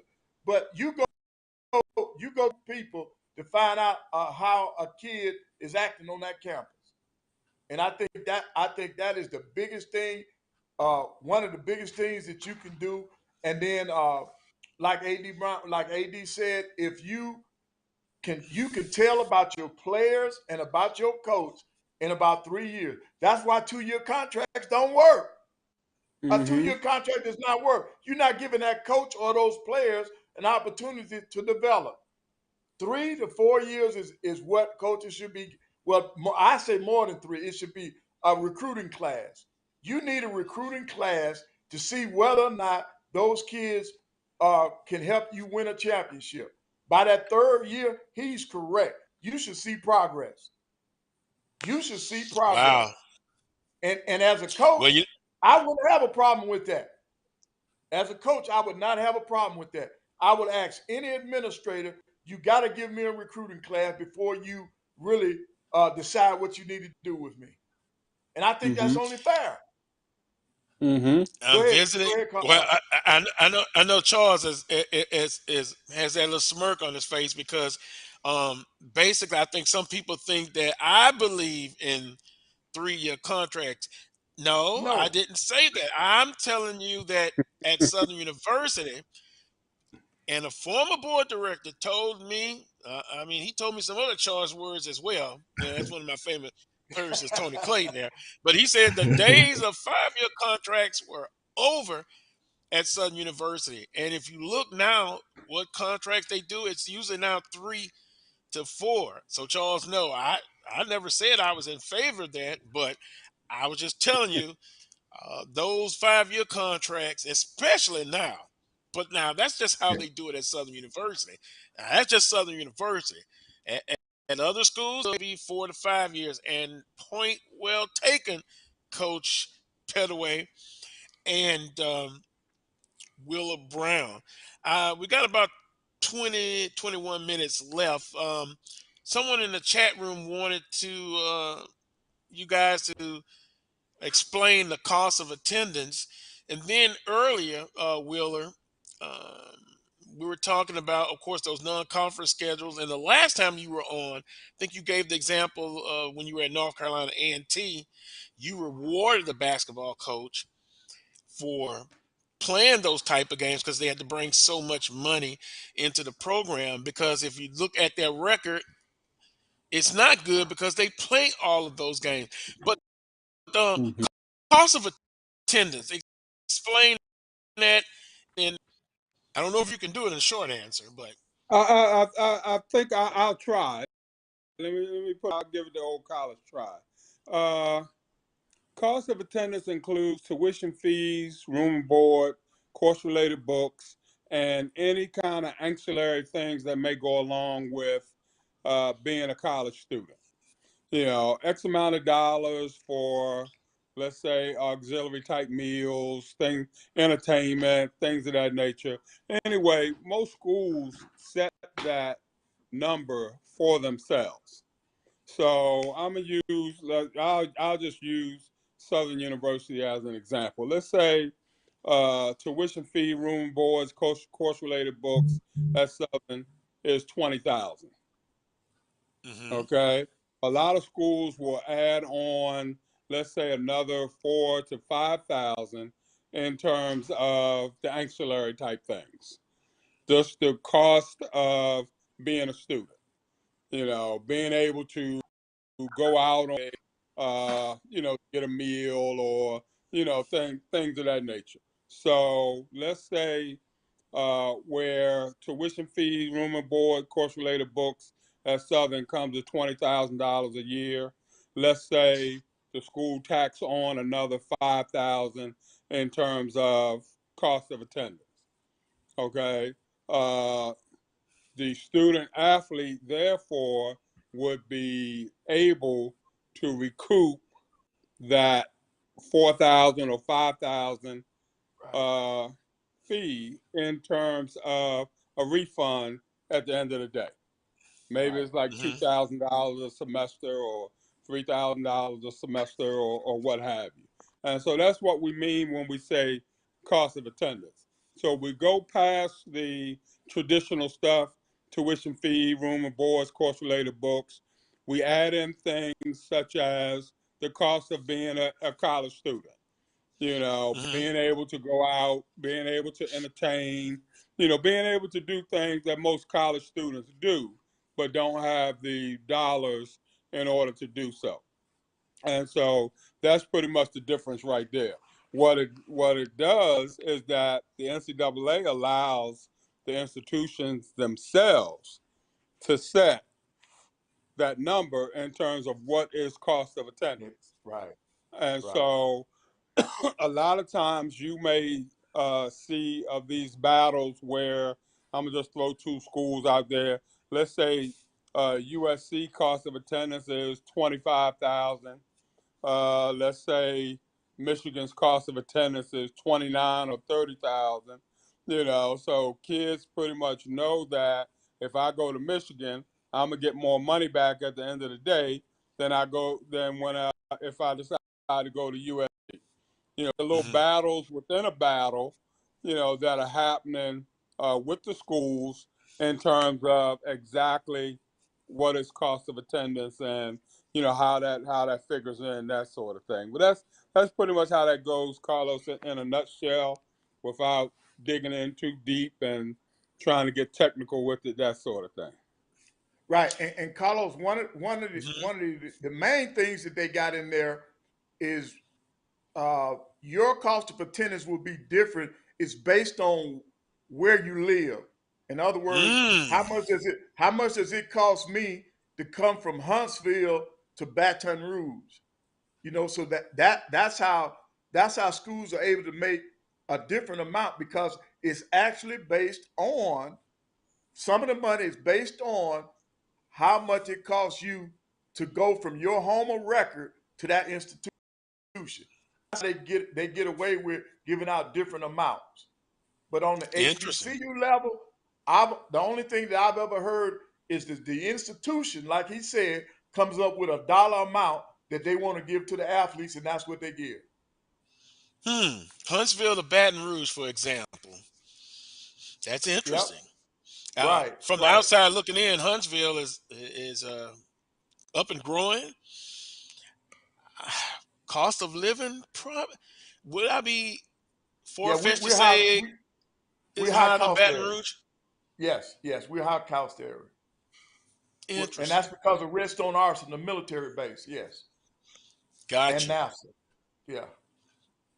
Well, I know Coach Banks has talked about at Southern, and I guess the other question would be, how do you finance it, as far as and this is where alums comes in and businesses? Come from? Where does the money come from? Right. Because you definitely can't increase student fees under the guise of, well, now we got to pay for cost of attendance. You know, the regular But student. AD Brown, let me play the game and keep that money for the athletes. Mm-hmm.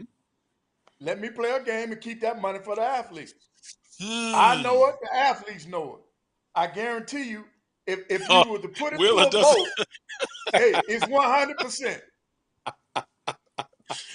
Oh, you know, my thing is, Coach, you know, it sounds good theoretically. Here comes a but. If you're in a sport where, you know, you're able to get guaranteed monies, then that sounds good. You know, but you know, what about softball? What about, you know, baseball? What about track and field? You know, what about volleyball? You know, you have to take those things into consideration also. Plus the fact that if my budget, let's say I got a $10 million budget, and my budget is already all those monies are already included in that. You know, now if I have to subtract that money from the budget, then where are the other funds going to come from in terms of taking care of those other needs that are already in the budget? You know, so I mean, it's tough. difficult now. There's no Right, doubt right. about that. It's difficult, you know, and I mean, we can, you know, ask alums to give a little more of that sort of thing. We all know what that's about.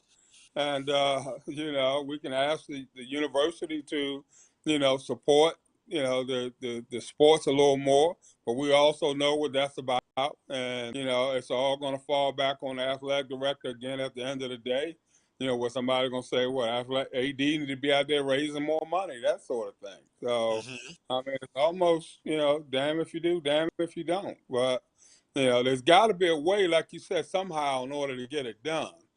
But it's not something that you're going to be able to do just wholeheartedly.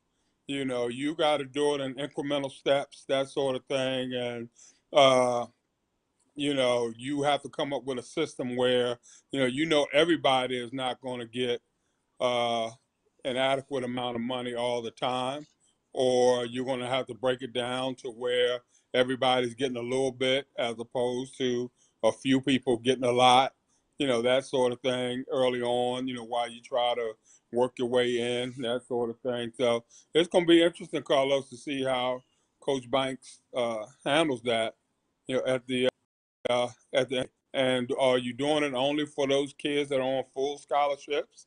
Are you doing it for kids that are on part scholarships? Are you doing it for walk-on kids? I mean, so because the minute you give a kid, a walk-on kid, monies like that, then in essence you're making them a scholarship player. So they're going to count towards your limits and all that sort of thing and stuff. So you really gotta, be mindful of how you navigate the process to make sure that you're not going over in terms of your requisite numbers and things of that nature. So yeah, So it's so we're basically looking at I know 2 weeks ago we talked about a new way of doing business in athletics, a new business model, but I think it still comes back down to the more resources you have, the better. And are we Mhm. simply talking about a resource issue? And a lot of our institutions, how can we make or do the best with what we have but then also realizing and understanding that we've got to change, and that costs to make change. So it is a tough situation. How do we go Mhm. forward though?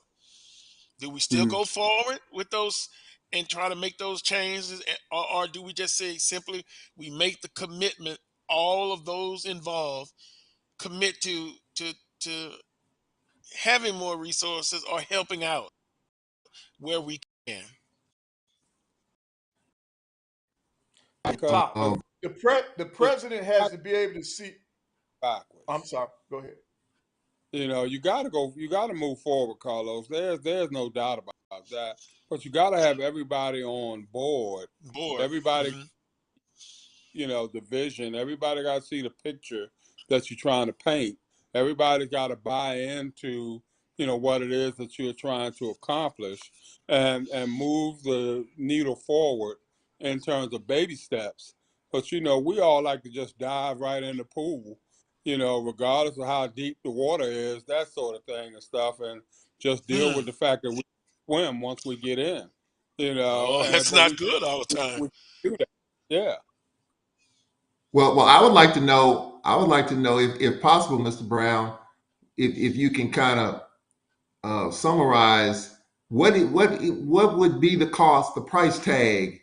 So you've got a couple hundred student athletes that play all these sports. If you're talking about giving every student athlete something, regardless of the sport, what do you think the price tag would be if Let's you just had to say get? let's say for instance that you have, let's say, 240 athletes on scholarship, Hmm. okay, and you want to give each one of those athletes uh $5,000 each. Now I'm not a math whiz. I can't add that high, but that's pretty much where you would be looking at in terms of where to start. You know, if you can come to even if you're only given, and 5,000 may be a bit much. My thing is you start with like maybe 2,000, 2,500. And then you try to increase things from there. But what you definitely Hmm. can't do is just give all the money to those that are playing the revenue sports. Even though people would think that, that would be the fair and equitable because they're the ones who are quote unquote actually bringing in the money. At the end of the day, they aren't any more dedicated to their sport than the softball player, than the tennis player, or what have you. Everybody's putting in time. We're just fortunate because we play football, that people are paying to come in and see us play. But it doesn't diminish the fact that the golfer or the tennis player or the soccer player is working just as hard at their craft as we are at ours.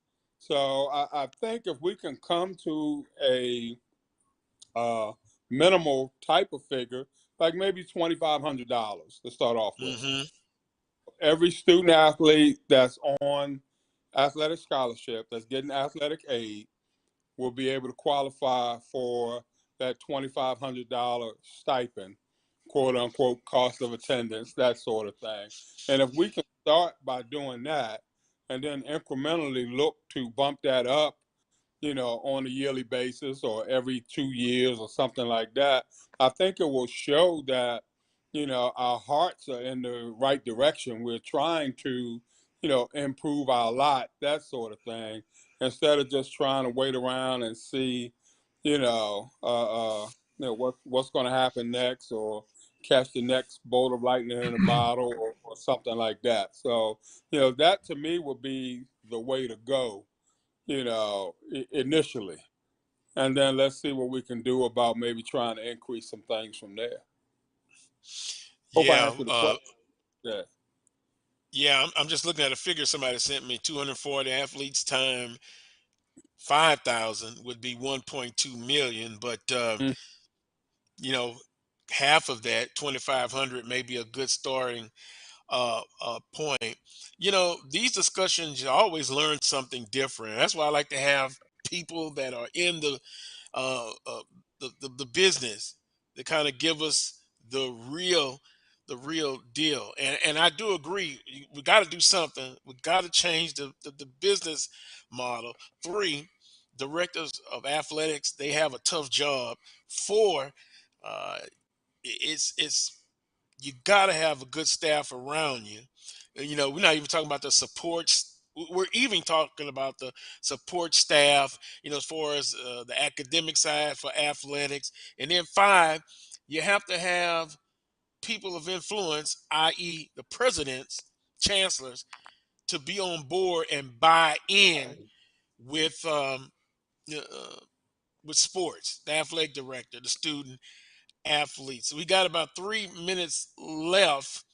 I dare not get into the transfer portal with Coach Pettaway and Wheeler Brown and Charles, because that is free agency on the collegiate level. And I don't know if we can keep up with the Joneses per se. No, I don't think we can. But we kind of can be the best that we can be at our level. With that being said, get a closing comment from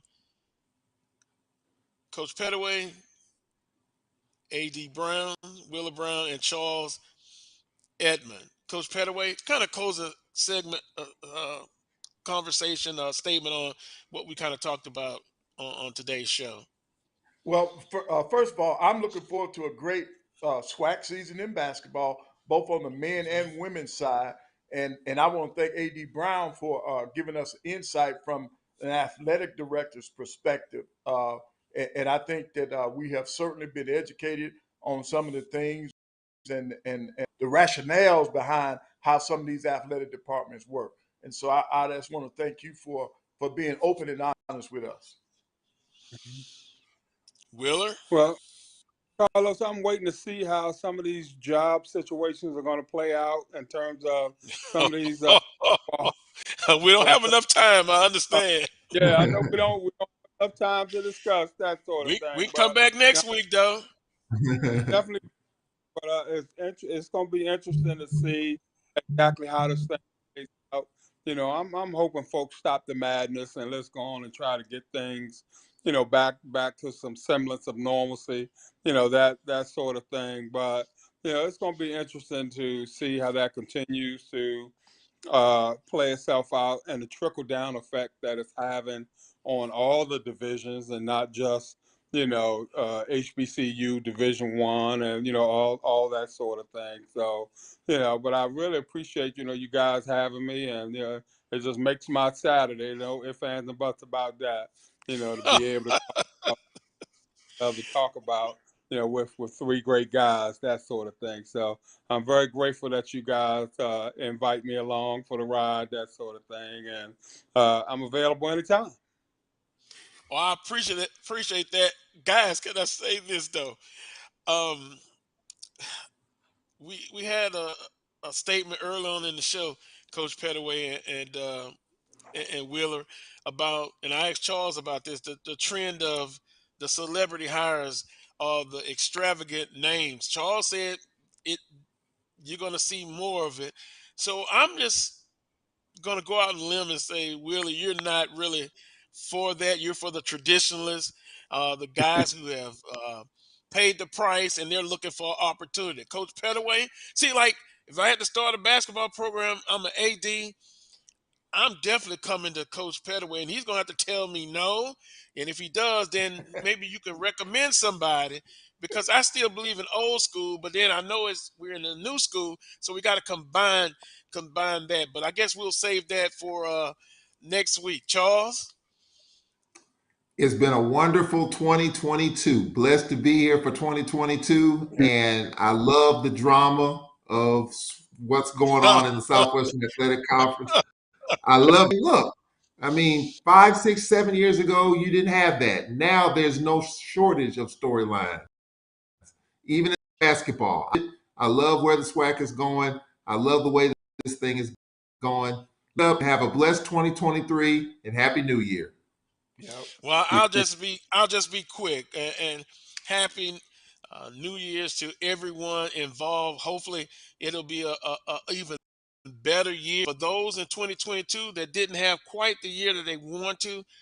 Hang on, hang on. The best is yet to come. Charles says drama. I don't like drama as much, because my grandmother would say that's mess.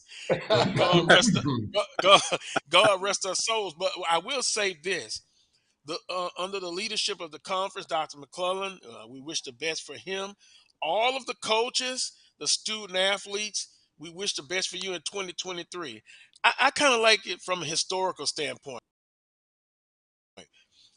This conference, Black college, that has been very good, and it still will be good. We want the leadership to have a great year as well, whether it's the SIAC, CIAA, the SWAC, and the MEAC. Because at the end of the day, we got to make sure our institutions are here and viable. And we sometimes will agree to disagree on certain topics, but it's never personal. We just want the best policies and actions going forward. Want to thank the Black College Sports Network. Another year wrapped up. Roy, CEO, all of my colleagues from Dr. Kenyatta Cavill inside HBCU Sports Lab, the ONG Factor, uh, Brian Fulford, AD, Black College Sports Wrap, everyone affiliated with the network. They have a fundraiser. Please, you can go on my website on Facebook, Carlos Brown Show, to see where you can donate to a very, very worthy cause, the Black College Sports Network. Talking about historical and standing the test of time, Black College Sports Network has. And Melody, we appreciate you as well. To everyone who tuned in and watched during the year, we appreciate you. Have a happy new year. And make sure you tune in next Saturday at 11 a.m. for another edition of the Carlos Brown Show right here on the Black College Sports Network. And to you too, Charles. Oh, yeah. Oh, yeah. Until next Saturday, as always, peace and God bless. God bless.